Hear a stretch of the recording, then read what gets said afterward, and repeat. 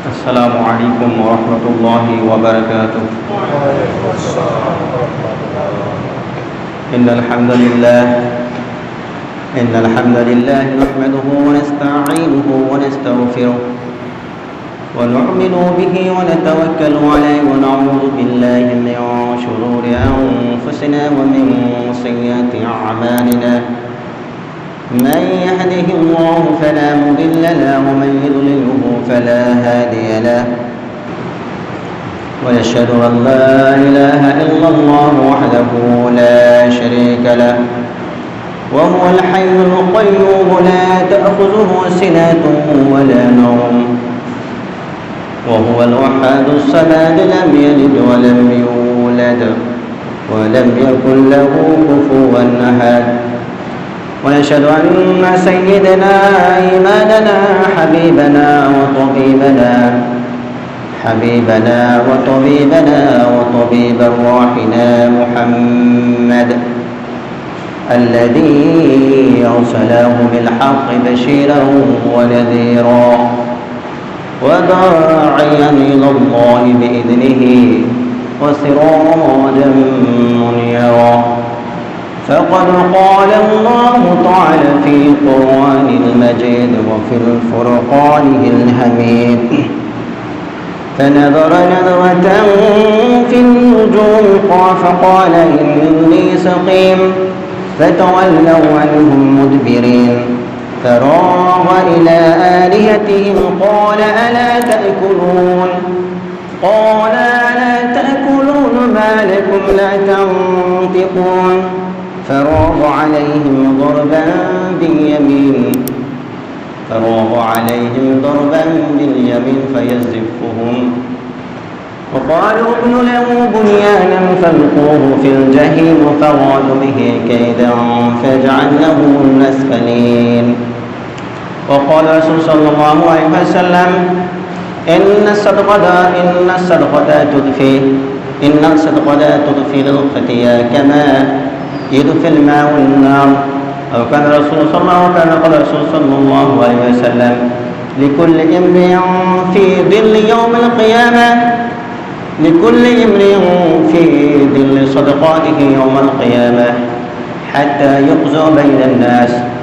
إن الله نزل آيات كثيرة عن شأن رسول صلى الله عليه وسلم. فأعوذ بالله من الشيطان الرجيم. بسم الله الرحمن الرحيم. يا أيها الذين آمنوا صلوا عليه وسلموا. আমরা সালাতের ভিতর দরুদ শরীফটি যে আমরা পাঠ করি, দরুদ শরীফটি আমরা পড়ে নেব। আমার সঙ্গে আপনারা বলুন সবাই: আল্লাহুম্মা সাল্লি আলা মুহাম্মাদ ওয়া আলা আলি মুহাম্মাদ كما صليت على إبراهيم وعلى آل إبراهيم إنك حميد مجيد. اللهم بارك على محمد وعلى آل محمد كما باركت على إبراهيم وعلى آل إبراهيم إنك حميد مجيد. সমস্ত প্রশংসা মহান আল্লাহ রাব্বুল আলামিনের, যিনি এই করোনা প্যান্ডামিকে আমাদেরকে সুস্থ শরীরে এবং সুস্থ মানসিকতায় তার ঘরে উপস্থিত হয়ে দুটি কথা বলবার যোগ্যতা, শুনবার সময় এবং সুযোগ দান করলেন। সেই আল্লাহ রাব্বুল আলামিনের শিখানো বাক্যেই তার প্রশংসায় আমরা শুকরগুজার হব। আমরা বলি আলহামদুলিল্লাহ। অতঃপর দরুদ ও তাসলিম বর্ষিত হোক সেই আখির জামানার নবী, যে নবীকে আল্লাহ রাব্বুল আলামিন প্রেরণের মাধ্যমে মানব জাতির ব্যক্তিগত জীবন থেকে, জন্ম থেকে নিয়ে মৃত্যু পর্যন্ত যতগুলো প্রয়োজন, যতগুলো জিনিস বা বিষয়ের প্রয়োজন, সব সাবজেক্ট এবং বিষয়গুলোকে রাসূল সাল্লাল্লাহু আলাইহি সাল্লামের মাধ্যমে আল্লাহ রাব্বুল আলামিন পরিপূর্ণ করে দিয়েছেন। সেই রাসূলের প্রতি আমরা বলি সাল্লাল্লাহু আলাইহি ওয়াসাল্লাম। প্রিয় উপস্থিতি, গত জুমায় আমরা আলোচনা করেছি ইব্রাহিম আলাইহিস সালামের জীবনের প্রথম পরীক্ষা। আমরা গত জুমায় দেখেছি ইব্রাহিম আলাইহিস সালামকে আল্লাহ রাব্বুল আলামিন 12টি পরীক্ষা করেছেন। এটি হিজরতের আগের 7টি পরীক্ষা, হিজরতের পরের 5টি পরীক্ষা। আমরা হিজরতের আগের প্রথম পরীক্ষা নিয়ে গত জুমায় আলোচনা করেছি। তার পিতার সঙ্গে ইব্রাহিম আলাইহিস সালামের ইন্টারাকশন কী ছিল এবং তার পিতার রিপ্লাই কী ছিল এবং তার পিতার কথোপকথনে ইব্রাহিম আলাইহিস সালাম কত নরম, কত সফট ভাষা ব্যবহার করে ইব্রাহিম আলাইহিস সালাম ডাক দিচ্ছেন তার পিতাকে ধর্মের দিকে। আজকে আমরা দেখব পিতার পরে, মানে ফ্যামিলির পরে যে সারাউন্ডিংয়ে যে জায়গায় ইব্রাহিম আলাইহিস সালাম বসবাস করতেন, বাবেলে, উর নামক যেই স্থানে, নিজের ফ্যামিলিকে দাওয়াত দেওয়ার পরে আল্লাহ রাব্বুল আলামিনের কাছ থেকে আদেশ আসলো যে ফ্যামিলির দাওয়াত দেওয়া শেষ, যেহেতু ফ্যামিলির মেম্বার কেউ তোমার দাওয়াতে কেউ নিজের আগ্রহ দেখায়নি, এখন তুমি তোমার যেই জায়গায় তুমি বসবাস করো এই কওমের মানুষদেরকে তুমি দাওয়াত দাও। আল্লাহ রাব্বুল আলামিন স্টেপ বাই স্টেপ কোরআনুল কারীমের ভিতরে এই দাওয়াতের কথাগুলো আল্লাহ রাব্বুল আলামিন নিয়ে এসেছেন আমাদের জন্য শিক্ষা, যে তোমরা যেহেতু ইব্রাহিম আলাইহিস সালামকে জাতির পিতা হিসেবে তোমরা কবুল করেছো, গ্রহণ করেছো, ইব্রাহিমের জীবন থেকে তোমাদেরকে শিক্ষা নিতে হবে যে তোমার ফ্যামিলি থেকে শুরু করো দাওয়াতি কাজ, তারপর তুমি যেখানে বসবাস করো সে মানুষদেরকে দাওয়াত দাও। এই মানুষদেরকে দাওয়াত দেওয়ার পরে রাষ্ট্রের সর্বোচ্চ পর্যায়ে যিনি থাকেন, যিনি রাষ্ট্রের কর্ণধার হয়ে থাকেন, এই রাষ্ট্রের কর্ণধার পর্যন্ত তোমার দাওয়াত তুমি পৌঁছে দাও। ইব্রাহিম আলাইহিস সালাম নিজের কওমকে দাওয়াত দিচ্ছেন, ইব্রাহিম আলাইহিস সালাম নিজের কওমকে দাওয়াত দিচ্ছেন। এটা আল্লাহ রাব্বুল আলামিনের পক্ষ থেকে দ্বিতীয় পরীক্ষা। ইব্রাহিম আলাইহিস সালাম যখন দেখলেন নিজের পিতাকে দাওয়াত দেওয়ার পর নিজের পিতা যখন হুমকি দিলেন, ইব্রাহিম আমি তোমায় হত্যা করব, না হয় এই এলাকা এই অঞ্চল ছাড়া তোমাকে করব, তোমাকে চিরতরে আমার বাসা থেকে বের করে দেব। ইব্রাহিম আলাইহিস সালাম দেখলেন আমার পিতা, নিজের পিতা যখন আমার দাওয়াত শুনে না, এখন আমি কওমের মানুষদের কাছে দাওয়াত দিব। সেটা আল্লাহ রাব্বুল আলামিন কোরআনুল কারীমের ভিতর কোট করেছেন, ওয়াইদ ক্বালা ইব্রাহিমু লিআবিহি ওয়া কওমিহি মা হাযিহি তামাসিলুল্লাতী আনতুম লাহা আকিফুন। ও আমার কওমের জাতি, ও আমার জাতি গোষ্ঠী মানুষের, ও আমার প্রতিবেশী, ও আমার আত্মীয় স্বজন, তোমরা যে নিজের প্রতিমাগুলোকে নিজের হাতে তোমরা তৈরি করেছ, এই প্রতিমা পূজাকে তোমরা নিজের হাতে তোমরা তৈরি করে এগুলোকে তোমরা পূজা করছো। কওমের লোকেরা নিজের পিতার মতো ব্যবহার করেনি, হত্যা করতে চায়নি ইব্রাহিমকে, কারণ কওমের লোকেরা ইব্রাহিমকে ছোটবেলা থেকে জানতেন। ইব্রাহিম কখনো মিথ্যা কথা বলতেন না, শান্তিপূর্ণ জীবনযাপন ইব্রাহিম আলাইহিস সালাম সাচ্চা একজন মুসলিম ছিলেন, কোনো শিরকে কার্যক্রমে ইব্রাহিম আলাইহিস সালাম লিপ্ত হয়নি। কওমের লোকেরা বলছে, তারা বলল ইব্রাহিম আমরা শুধু এই ইবাদত করি না, আমরা শুধু এর ইবাদত করি না, আমাদের পিতা আমাদের পূর্বপুরুষ যারা ছিল তারাও এই প্রতিমা পূজার ইবাদত করত। বলে ইব্রাহিম তুমি যে বলো প্রতিমা পূজার কথা যে বলো সেটা আমরাই করি না, আমাদের পূর্বপুরুষ থেকে, আমাদের বাপ দাদা দাদার দাদা তার দাদা থেকে এই প্রতিমা পূজার মূর্তি করার জন্য তারা সেই প্রাচীন কাল থেকে প্রতিমা পূজা করে। সুতরাং আমাদের ফ্যামিলিগত দিক থেকে, আমাদের ঐতিহাসিক কাল থেকেই আমরা একটা পেয়েছি, সুতরাং আমরা এই পূজা ছাড়তে পারবো না। এরপর ইব্রাহিম আলাইহিস সালাম তাদেরকে বললেন, দেখো তোমরা যেগুলোর পূজা করে এগুলো কিন্তু খাইতে পারে না, তোমরা এত সুন্দর সুন্দর খাবার সার্ভ করো, খাইতেও পারে না, তোমাদের সঙ্গে কথা বলতে পারে না, তোমাদের কথা এগুলো শোনেও না, তোমরা শুধু অযথাই পূজা করো। ইব্রাহিম আলাইহিস সালাম কঠিন ভাষায় তাদেরকে একটু বোঝাতে চাইলেন যে দেখো এগুলো তোমরা ছেড়ে দাও, কোনো উপকার করতে পারবে না। ইব্রাহিম আলাইহিস সালাম আবার বললেন, না তোমরা এই মূর্তি পুজোগুলো তোমরা করতে পারবে না। কারণ কি? ইব্রাহিম আলাইহিস সালাম যখন যুক্তি তর্কের মাধ্যমে তুলে ধরলেন যে এই মূর্তি পূজাগুলো তোমাদের কোনো কাজ করতে পারে না, তখন তারা বললেন, ক্বালু আজিতানা বিল হাক্কি আম আনতা মিনাল লাইবিন। ইব্রাহিম তুমি কি সত্য কথা বলছো? সত্য কথার সঙ্গে আরেকটা কি কথা আসে বলেন? মিথ্যা কথা আসে না? সত্য কথা যেখানে আসে যে তুমি সত্য বলছো না মিথ্যা বলছো। ইব্রাহিমকে তারা এই কথা বলেনি যে ইব্রাহিম তুমি সত্য বলছো না মিথ্যা বলছো, এই কথা বলেনি। তারা জানতো যে ইব্রাহিম আলাইহিস সালাম সত্যবাদী ছিলেন। তারা ইব্রাহিম আলাইহিস সালামকে বলছো আজিতানা বিল হক, ইব্রাহিম তুমি কি সত্য কথা বলছো? আর আনতা মিনাল লাইবিন, নাকি আমাদের সঙ্গে তুমি মশকরা করছো? সত্যের সঙ্গে মিথ্যা কথা বলে না। কি বললো? তুমি আমাদের সঙ্গে মশকরা করছো। ইব্রাহিম আলাইহিস সালাম বললেন, কখনো তোমাদের সঙ্গে আমি মশকরা করিনি, আল্লাহর পক্ষ থেকে এটা আদেশ, আল্লাহর পক্ষ থেকে আদেশ, তোমরা শুধু একমাত্র আল্লাহর ইবাদত করো, আল্লাহর শুধু ইবাদত করো। আল্লাহ রাব্বুল আলামিন তোমাকে সৃষ্টি করেছেন, তোমার বাপ দাদা 14 গোষ্ঠীকে আল্লাহ রাব্বুল আলামিন সৃষ্টি করেছে, আনিবুদুল্লাহ, শুধু আল্লাহ রাব্বুল আলামিনের ইবাদত করা। এতদূর পর্যন্ত যখন কথোপকথন হয়ে গেল, ইব্রাহিম আলাইহিস সালাম দেখলেন মূর্তি পূজারা, যারা মূর্তি পূজা করে তারা শুধু অযথাই সময় নষ্ট করে। ইব্রাহিম আলাইহিস সালাম তদানীন্তন বাবেল শহরে সৌরজগৎ নিয়ে গবেষণা শুরু হয়েছিল। সৌরজগৎকে নিয়ে তারা গবেষণা করতে করতে কিছু মানুষ হয়েছে যারা তারকার পূজা করে, কিছু মানুষ হয়েছে যারা চন্দ্রের পূজা করে, কিছু মানুষ হয়েছে যারা পূজা করে, কিছু মানুষ হয়েছে যারা পূজা করে সূর্যের পূজা করে।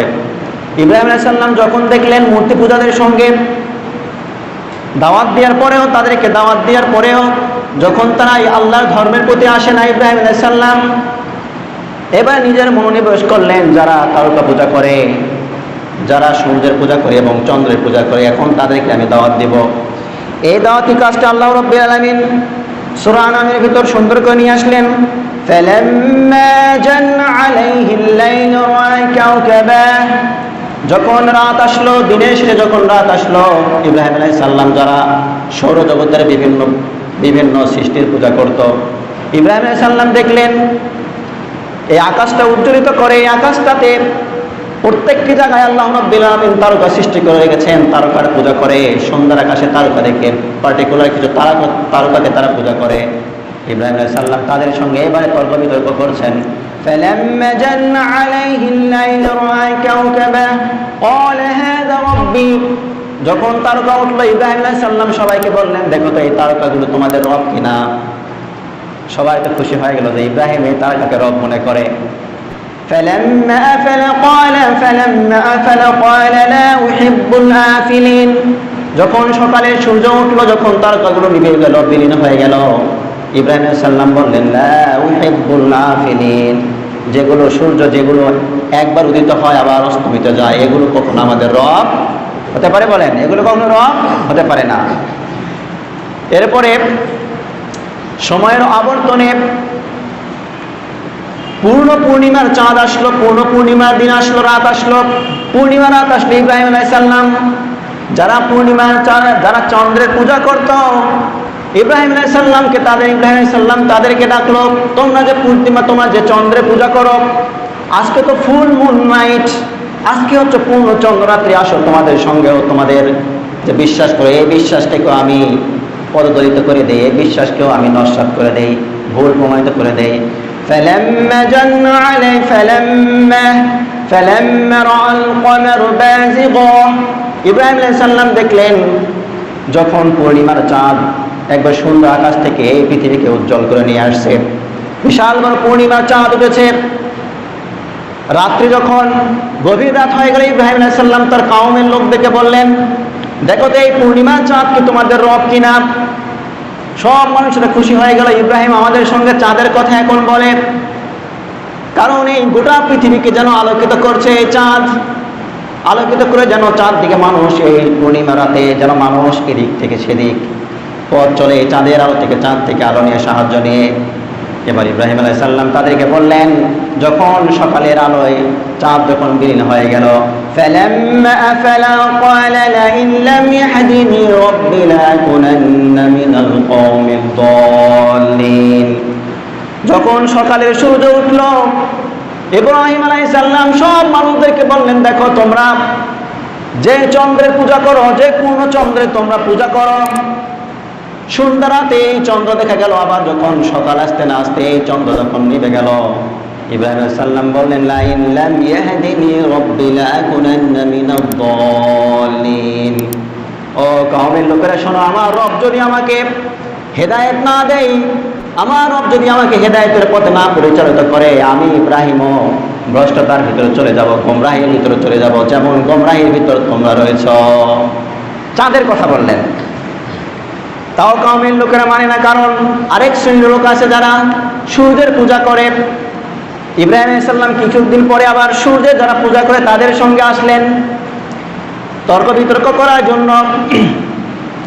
ইব্রাহিম আলাইহিস সালাম দেখলেন বারবার তাদেরকে যুক্তি দিও, যখন তারা ধর্মের দিকে ফিরছে না। ইব্রাহিম আলাইহিস সালাম সকালবেলা একদিন তাদেরকে নিয়ে উপবিষ্ট হলো, কওমের লোকেরা তোমরা শোনো, তোমরা যারা সূর্যের পূজা করো, আজকে সকালে তোমাদের সঙ্গে আমার যুক্তি তর্ক পেশ করব আমি।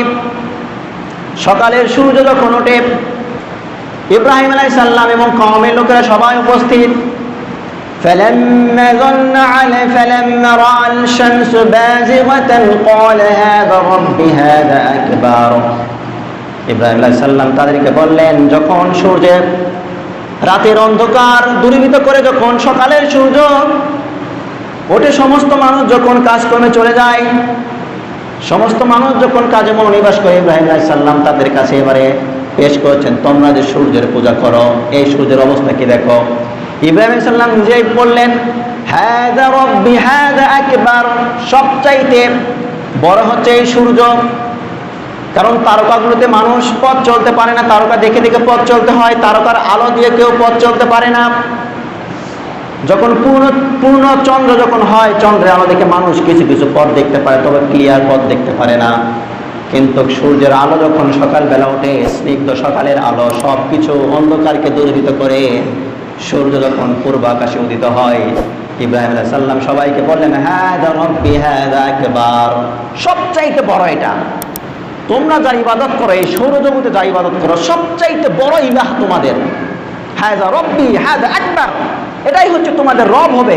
এর চাইতে আর বড় সৃষ্টি আল্লাহ নেই, ক্ষমতাধর সৃষ্টি আর নেই। কারণ তারাও জানতো সৌরজগৎ গবেষণা করে যে sun is the source of all power. যত ক্ষমতা আছে পৃথিবীতে, সব ক্ষমতার পাওয়ার হচ্ছে সূর্য। সূর্য থেকে আলো নিয়ে নিয়ে সব পৃথিবী চলছে, পৃথিবীর এই সিস্টেমগুলো চলছে, সৌরজগৎটা চলছে সূর্যকে কেন্দ্র করে। এরপর ইব্রাহিম আলাইহিস সালাম দেখলেন সন্ধ্যার আকাশে আবার যখন সন্ধ্যা এসে যায়, যখন সূর্যটা নিভে গেল, ইব্রাহিম আলাইহিস সালাম হাসতে হাসতে তাদেরকে বলছেন, যখন সূর্যটা নিভে গেল, ইব্রাহিম আলাইহিস সালাম বলছেন, قال يا قوم إني بريء مما تشركون إني وجهت وجهي للذي فطر السماوات والأرض حنيفا وما أنا من المشركين سبحان الله।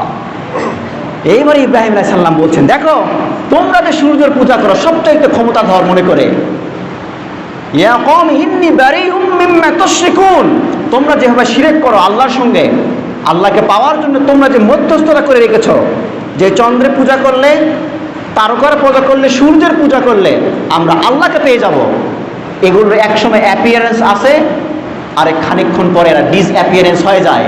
ইয়া কওম ইন্নী বারিউম মিম্মা তুশরিকুন إني وجهت وجهي للذي فطر السماوات والأرض حنيفا وما أنا من المشركين।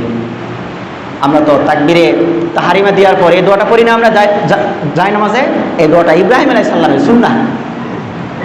ইব্রাহিম আলাইহিস সালামের সুন্নাহ, ইন্নী ওয়াজ্জাহাতু ওয়াজহিয়া লিল্লাযী ফাতারাস সামাওয়াতি ওয়াল আরদ, আমি আমার মুখমণ্ডল, আমি আমার নিজের ইচ্ছা, আমি আমার আকাঙ্ক্ষা, আমি আমার পরিবার, আমি আমার ব্যক্তি জীবন, আমি আমার ব্যবসায় জীবন, আমি আমার রাজনৈতিক জীবন, আমি আমার সমস্ত কিছু আল্লাহর শপে আমি দিয়ে দিলাম, আল্লাহর জন্য সব কিছু আমি বিলীন করে দিলাম। সুবহানাল্লাহ। এটা অর্থ হচ্ছে ইন্নী ওয়াজ্জাহাতু ওয়াজহিয়া লিল্লাযী, সব কিছু আমি আল্লাহর করে দিলাম। ইব্রাহিম আলাইহিস সালাম সব কিছু আল্লাহর জন্য দিয়ে দিয়েছেন। দেওয়ার পরে ইব্রাহিম আলাইহিস সালাম তাদের কাছে প্রমাণ করে দিলেন যে তোমরা যেগুলো ইবাদত করো আসলে এগুলো রব হওয়ার, এগুলো ইলাহা হওয়ার কোনো যোগ্যতা এগুলোর নেই। ইব্রাহিম আলাইহিস সালাম এরপরে বুঝলেন যে এদের কিছু প্র্যাকটিক্যালি কিছু একটি উদাহরণ দেওয়া দরকার। মূর্তি পূজার কথা বললেন, কেউ মূর্তি পূজা ছাড়ে না, চন্দ্র সূর্যের পূজার অসলতা প্রমাণ করার পরও কেউ চন্দ্র সূর্যের পূজা ছেড়ে না। ইব্রাহিম আলাইহিস সালাম দেখলেন এদেরকে একটু প্র্যাকটিক্যালি কিছু প্রমাণ দেওয়া দরকার, প্রুফ দেওয়া দরকার, একবারে প্র্যাকটিক্যালি করা দরকার। সেটাও আল্লাহ রাব্বুল আলামিন কোরআনুল কারীমের ভিতর নিয়ে এসেছেন। সে যুগে বাবেলে বিশাল বড় মেলার আয়োজন করা হতো, বছরন্তে একদিন মেলা হতো। ইব্রাহিম আলাইহিস সালাম ইয়ং বয়স, আমাদের মতো ইয়ং বয়সের ইব্রাহিম আলাইহিস সালাম, ইব্রাহিম আলাইহিস সালামকে সবাই মেলায় দাওয়াত দিল, ইব্রাহিম চলো আমাদের বছরন্তে একদিন মেলা হয়, তুমি এই মেলায় যাবা নাকি? ইব্রাহিম আলাইহিস সালাম আকাশের দিকে তাকালেন, আল্লাহ রাব্বুল আলামিন কোট করলেন, ফানাযারা নাযরাতান ফিন নুজুম ক্বালা ইন্নী সাকিম। ইব্রাহিম আলাইহিস সালাম আকাশের দিকে তাকালেন, তাকে কওমের লোক দেখে বললেন, ইন্নী সাকিম, ভাই আমি অসুস্থ রয়েছে, আমি মেলায় যেতে পারবো না। ফাতাওয়াল্লাউ আনহুম মুদবিরিন। ইব্রাহিমকে ছেড়ে সবাই মেলায় চলে গেল। সকাল থেকে নিয়ে 10টা 11টা পর্যন্ত প্রত্যেকটা ফ্যামিলিতে খাবার আয়োজন করা হলো, ফলের আয়োজন করা হলো, বিভিন্ন আইটেমের বিভিন্ন পদের খাবার আয়োজন তারা করলো, করে যে খাবারটা সবচেয়ে ভালো খাবার সেই খাবারটাকে তারা মূর্তি পূজার জন্য ডেডিকেটেড করে দিয়ে দেবালয়ে, তাদের যে টেম্পল ছিল, তাদের যে দেবালয় ছিল, সেই দেবালয়ে মূর্তির সামনে দিয়ে তারা মেলায় চলে গেল। ইব্রাহিম আলাইহিস সালাম শুধু একজন যুবক, সে সময় অবস্থান করছেন সে এলাকায়। ইব্রাহিম আলাইহিস সালাম মনে করলেন, এখন তাদেরকে আমি প্র্যাকটিক্যালি একটা প্রুফ দিব, এখন তাদেরকে আমি প্র্যাকটিক্যালি বাস্তবিক তাদেরকে দেখাবো, তোমরা যেগুলো পূজা করে এগুলো কিচ্ছু করতে পারে না।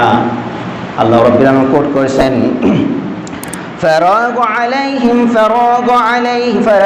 إلى آلهتهم।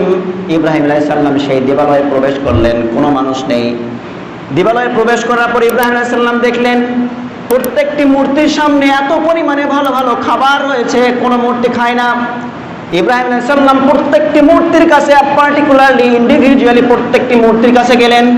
গেলে ইব্রাহিম আলাইহিস সালাম বলছেন, আলা তাকুলুন, ভাই তুমি খাচ্ছ না কেন? আলা তাকুলুন, এত সুন্দর খাবার পরিবেশন করা রয়েছে তোমার সামনে, তুমি খাচ্ছ না কেন?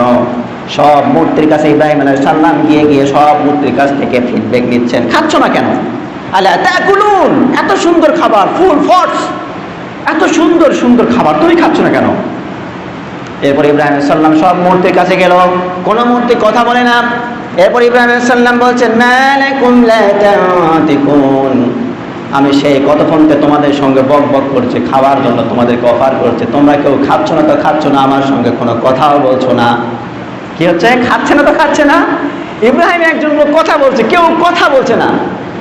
এবার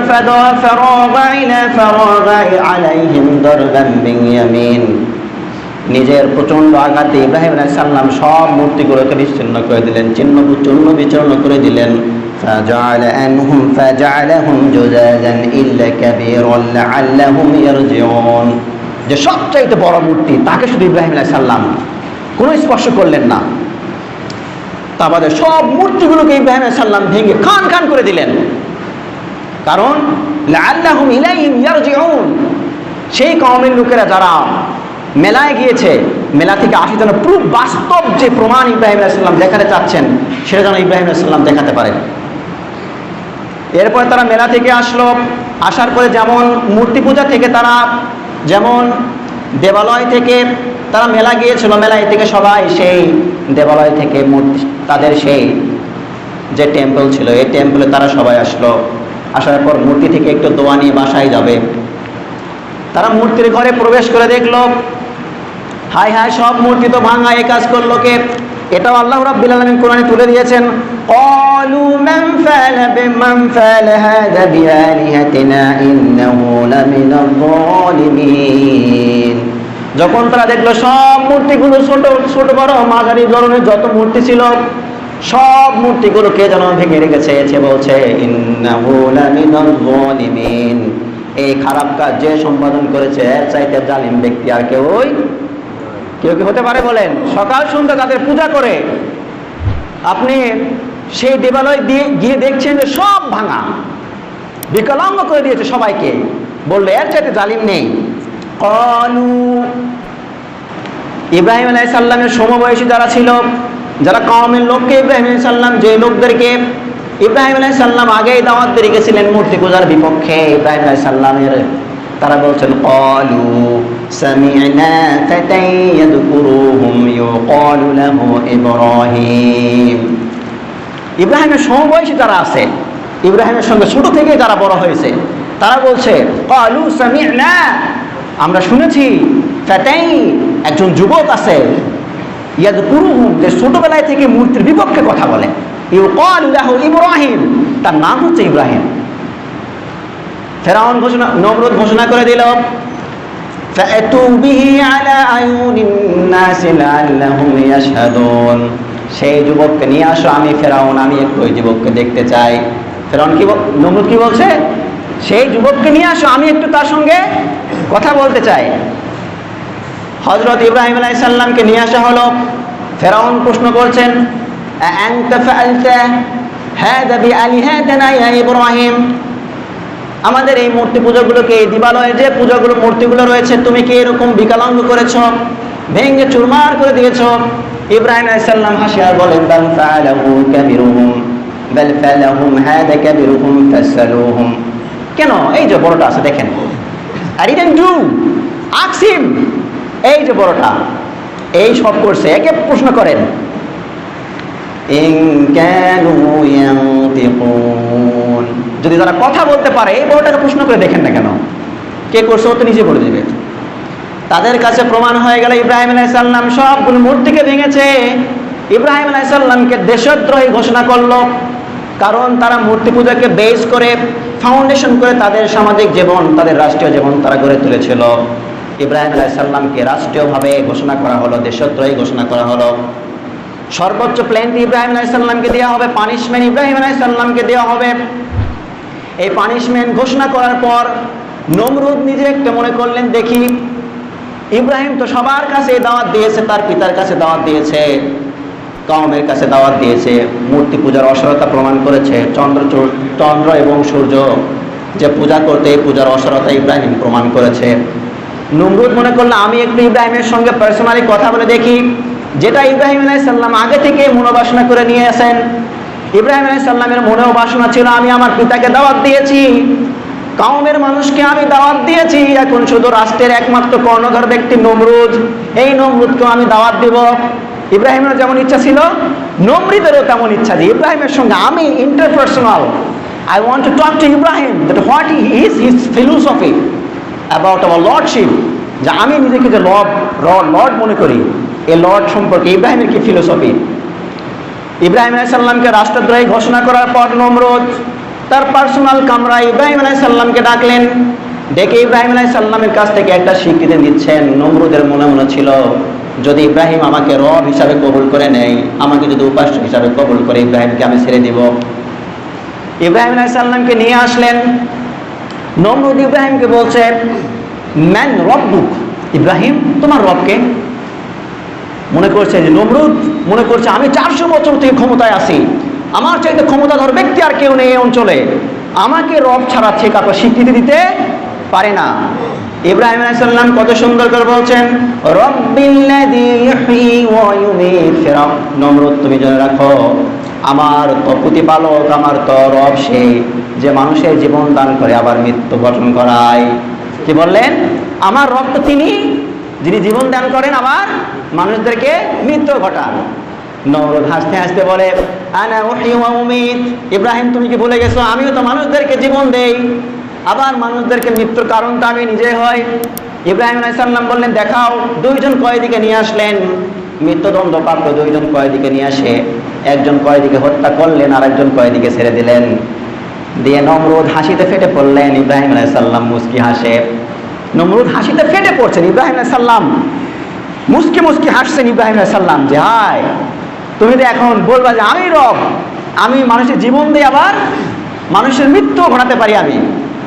ইব্রাহিম আলাইহিস সালাম মুস্কি হেসে আরেকটা যুক্তি তুলে ধরলেন, ইব্রাহিম আলাইহিস সালামের জীবনের লাস্ট যুক্তি। এরপর ইব্রাহিম আলাইহিস সালাম আর কখনো যুক্তি।